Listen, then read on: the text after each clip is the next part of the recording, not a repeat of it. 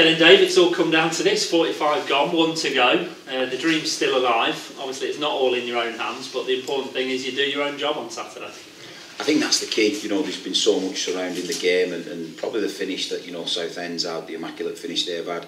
Obviously the other two teams have got promoted fantastically.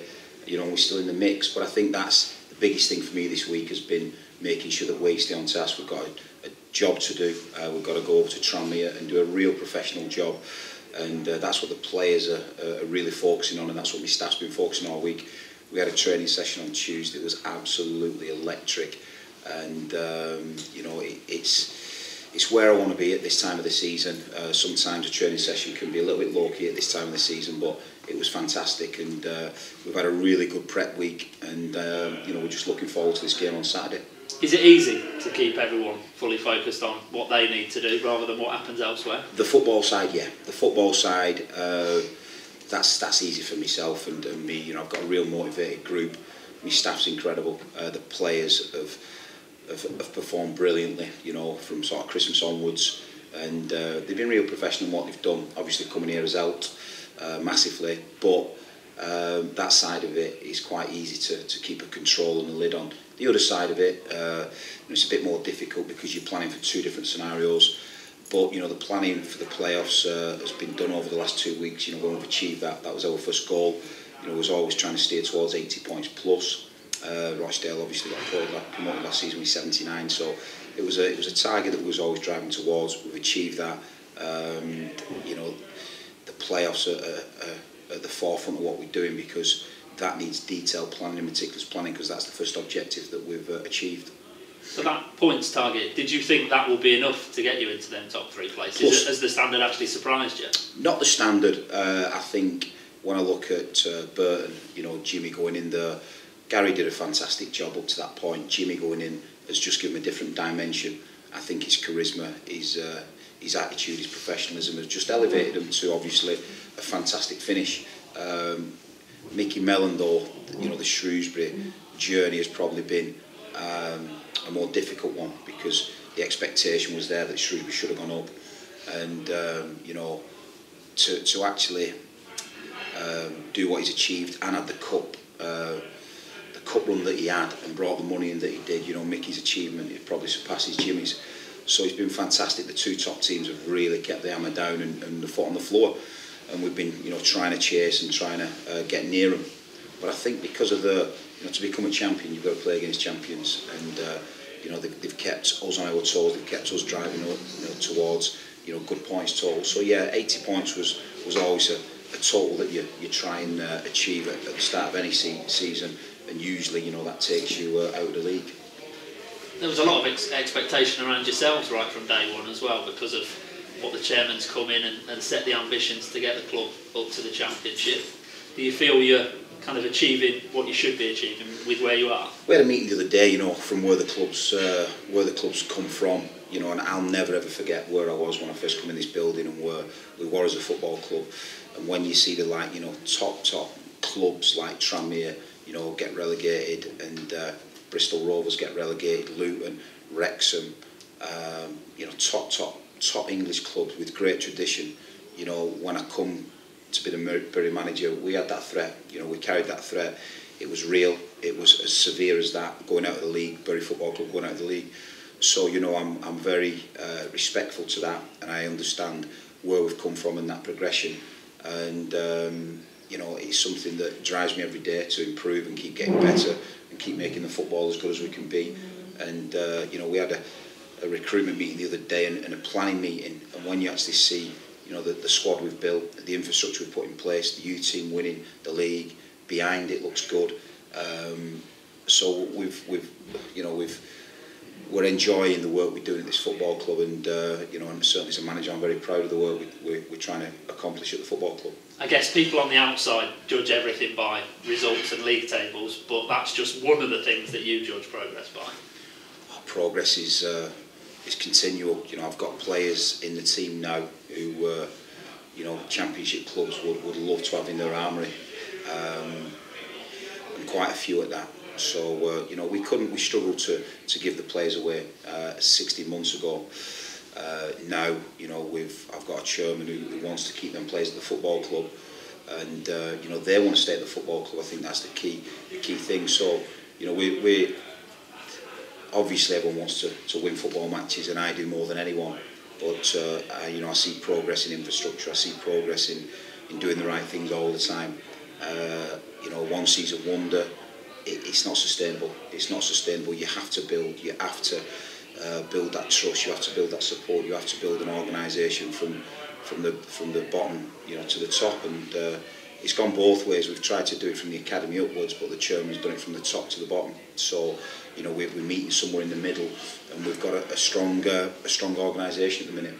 You mentioned some of the big clubs that have dropped out of the Football League. Tranmere are obviously the latest one after 94 years. You've got a lot riding on this game. They really haven't. So how do you approach it in terms of what you can expect from them this weekend? We've lost one of the Northwest football family, you know, and that doesn't matter who you lose in the league, but a Northwest team. She was a Northwest person. I love everything about Northwest football. I've watched it, you know, and been a part of it most of my life. Obviously, with the brothers I've got, it's been a massive part of my life. But when you see one of the family go out, it is galling, because you know, we do try and help each other. We do try and support each other. The bigger clubs help the smaller clubs, and we've had that, you know, assistance while I've been here. Certainly off the, you know, Boltons of this world, the Man Cities, Man United, with different training complexes and such. So, you know, it's galling that we've lost, you know, one of the Northwest football family, and a club that's, you know, been steeped in history. And you know, you look at the team that sort of was my era. You know, your Mickey Mellons and your John Aldridge, and you know, your Jeb Brannans of this world, and Stewie Barlow's. You know, the team that Andy King had. It's, you know, it was a fantastic team, and I don't know. It's a shame that, you know, Tranmere have gone down, and I'm hoping our fans are respectful. You know, and we go there with our objective, with our aim, which is to try and win a football match. You know, and just get behind that effort. Because, you know, there's a lot of Tranmere fans that'll be hurting, and rightly so. But you know, I just hope our fans have that respect for one of the Northwest football family. I really do. And there'll be plenty of Bury fans there on Saturday. 2,300 tickets, completely sold out. As far as Tranmere go, I guess they'll want to give their fans something to go away, you know, on a high at the end of a tough season. So it's your responsibility to put them under pressure right from the off, and hopefully take advantage if their heads do go down. Yeah, you know, I've been a player 20 years and I've never known a footballer not want to win a football match. You know, most of them, you know, every single day want to win a training match. So, you know, going out there in front of their own fans, they'll want to win that football match. That's one thing, you know, you can always guarantee. That's why the English game is so fantastic. But our fans, you know, at home at times they've been quiet. And you know, we've had to really stir them and put an excitement and injection in the away following that we've had all season. And since I've been here, it's quite remarkable. It really is. They travel in numbers, they travel in voice, they travel in spirit. So to see, you know, probably 2,500. You know, when I think, you know, some of our fans might even turn up, you know, without tickets, but there's a real feel-good factor around this football match, and that's something that, you know, I don't want to get caught up in. We've done the tickets with the players nice and earlier than we usually do, to get that out of the way, and we've tried to you know, just concentrate on the football pitch. Yeah, because you don't want any distractions on the day at all, do you? There can't be any distractions. We've got a real professional job to do. You know, and the wounded, the players are wounded. You know, and that's something we've got to really guard against. And they're playing, you know, they might be playing with the freedom. You know, I was at Chester, we didn't win many matches. We got relegated with quite a few games to go, and then we won the last 3 games because it was free in what we was doing. So you know, it's a tough game, it's a tough place to go, and there's a lot of passion inside that stadium, and we've got to cope with that, deal with that, and make sure that you know, we have the strategies to do that. You must have been through these final days before. At Rochdale, at Barnsley, maybe even in your playing career as well. What's it like when you know that, of course, you've got to do your own job, but there are other results you're interested in? How do you approach it as a player, as a manager? Do you want to know what's going on elsewhere? Do you want to do your own bit first? You need to know what's going on. You know, you need to know where it's at. You need to know as much intel as you can. You know, we do a lot of planning and preparation during the week.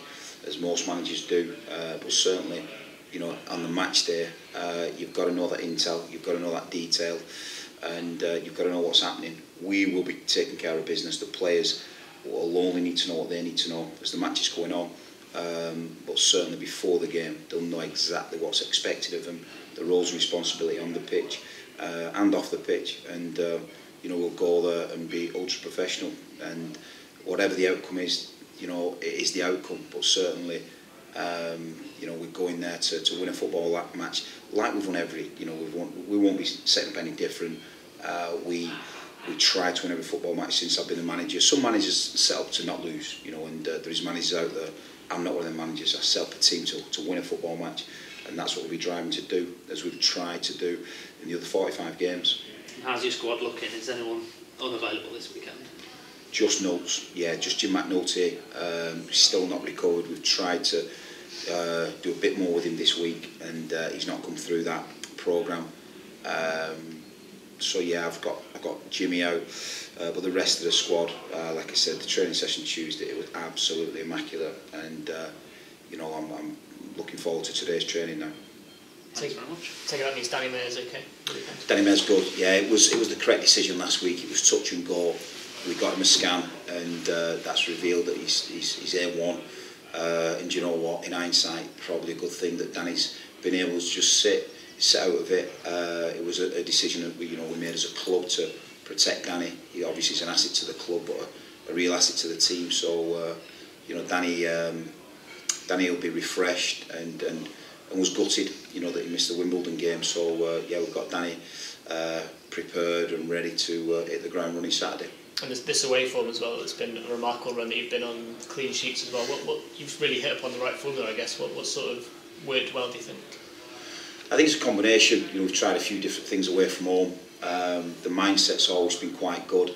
And again, now you're trying to protect something and build on something, whether it's clean sheets or whether it's you know, away results, positive away results. Then that's what we're having to do. The first 2 or 3 is difficult to build, but once you've got that, then the lads, there's a real resolve and a resilience and determination and a persistence to try and, you know, keep that record sort of intact and to improve on it. And it is continual improvement. It's what I tell the players every single day. You know, you're not coming to work just to half have a go. You're coming to work to improve, and if we can improve on that, brilliant. And that's something that the lads are really getting behind. So you know, I think there's an emotional attachment to it. But the preparation and detail, you learn things as you go on.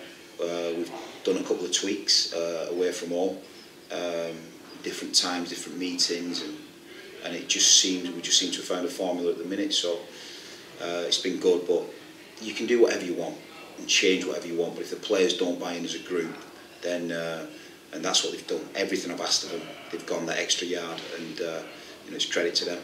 And talk about mindset there. If you did miss out on automatic promotion, went into the playoffs, the fact that, you know, you bounced back from that Southend result, and it will be a disappointment if you don't get automatic promotion, but the psychology of the players, you had confidence that they can go into the playoffs on a high and get through that way. We've had the meeting. We've already had the meeting and said, listen, guys, you know, you've achieved a fantastic season. Your points haul's fantastic. Your professionalism has been, you know, extremely good. I've made mistakes on the way that you know, that have cost us points. But them as a group and what they've galvanised, you know, we're going into the playoffs in fantastic form. A galvanised squad. Sometimes you get to the playoffs and you feel, God, it's been a long season. Again, coming into this place, you know, I am literally fighting the lads to get them out of the building and get them home. So probably keep repeating myself and sound boring with it, but that's the feel every day of coming here. So I'm quite happy that, you know, if it is the playoffs that we've achieved this season, that we've got a real verve and a bounce and an enthusiasm to go and you know, achieve positivity in the playoffs. I just wondering personally, what are your emotions going into the game? Are you excited, nervous? What kind of feelings are you having for it? You see, I've had it. The Barnsley scenario, the Barnsley experience, you know, has given me a different kind of strength and a different kind of understanding about what pressure is and where pressure's at. And probably, you know, at a pinch point in my career or my life that I wondered if I could deal with it or not. So it's something that I embraced, I enjoyed. It's a memory that will live with me forever, and a part of my life that has probably guided me to become a manager that I want to become. So, you know, I've had that experience. You know, my first year as a manager, our first 6 months as a manager. This experience has been an incredible one. I'm working for a man who totally drives me, totally drives me staff, and we help motivate each other. So, you know, he's very respectful. The relationship I've got with the chair, and he's very supportive. But for me as a manager, in terms of emotion, I've been able to really focus on the football, and again, there's a lot of periphery around planning for any game, and that's what we've been able to do here.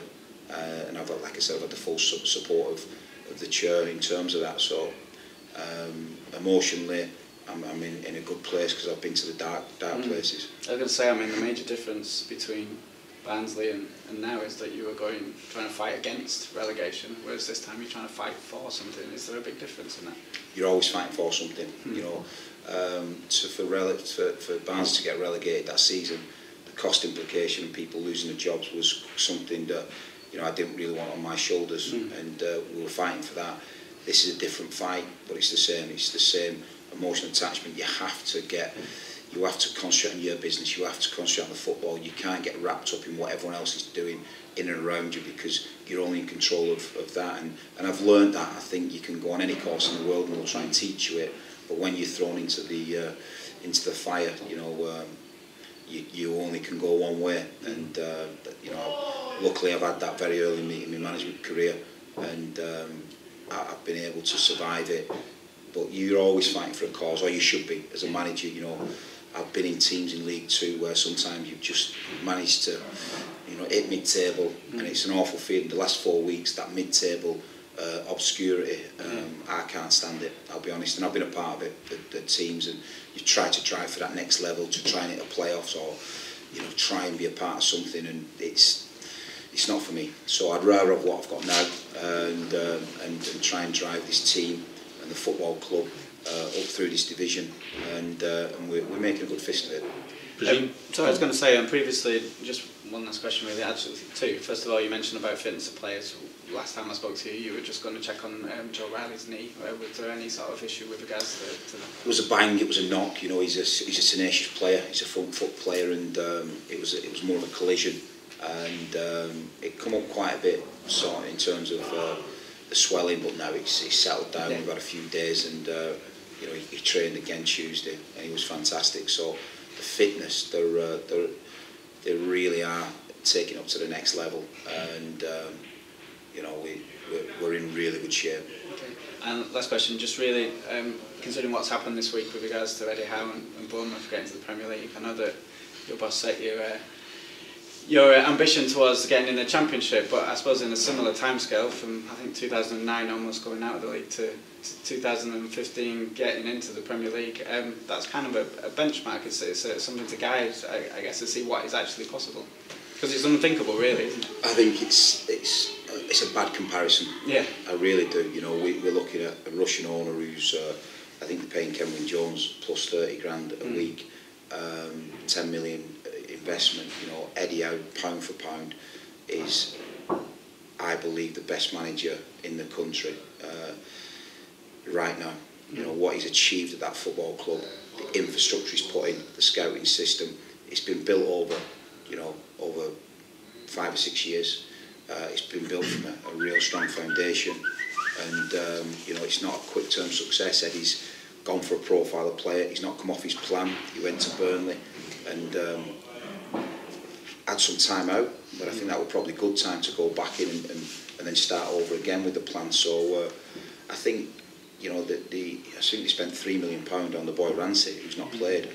So it's a different project altogether in terms of what we've got. We're dealing with players that we'll have to nurture, to develop, to make them championship players, and get, you know, the type of players that I'm going to be working with for the next 2 or 3 years is players that someone else has not wanted, someone else has not been able to develop, and and not being able to find the soul of that player.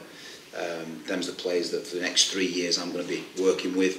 The budget ain't going to change dramatically from next season, depending on what happens. So, I know the remit. What I hope we don't do is come off that plan, because it's a plan that can have long-term success, but it's certainly, over. If they've done it over 7 years, is it 7 years, 6 or 7 years, and spent £10 million last year, this season doing it, and spent 30 grand wages, then if we think that Bury can afford them wages and that a £3 million player, then we are certainly on the wrong page. What did you learn that day at Huddersfield with Barnsley? Because I actually covered the game. I remember the game vividly. What did you learn about yourself that day?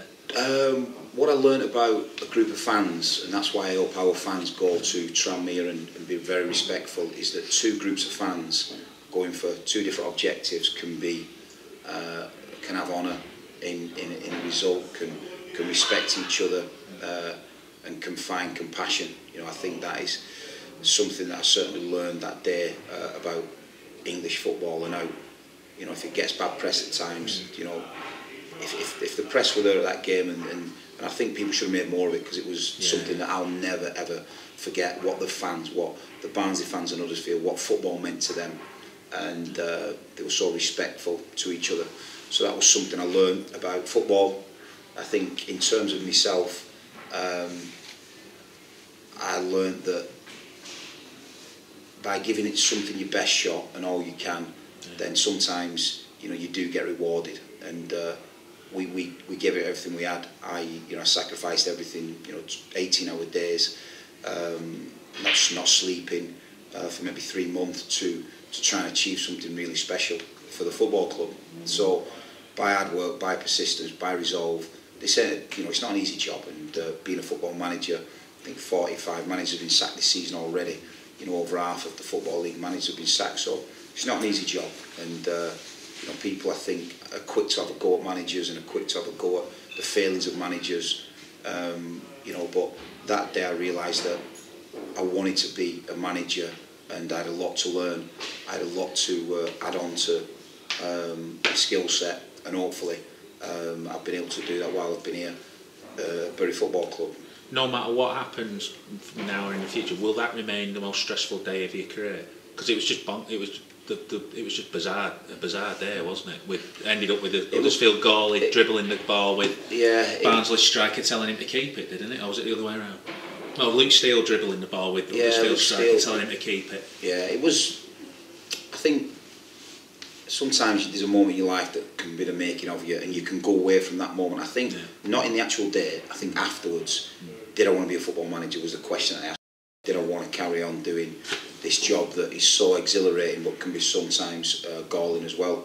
And I did. I think out of that and the reflection of that moment, but it was the 6 months, seeing my best pal, get sacked, and then taking over, and two different managers, coming in and getting the job and not taking it, and then getting the job by default, really, more than anything. The whole 6 months period was something in my life that, I asked myself afterwards in the summer, do I really want to do this?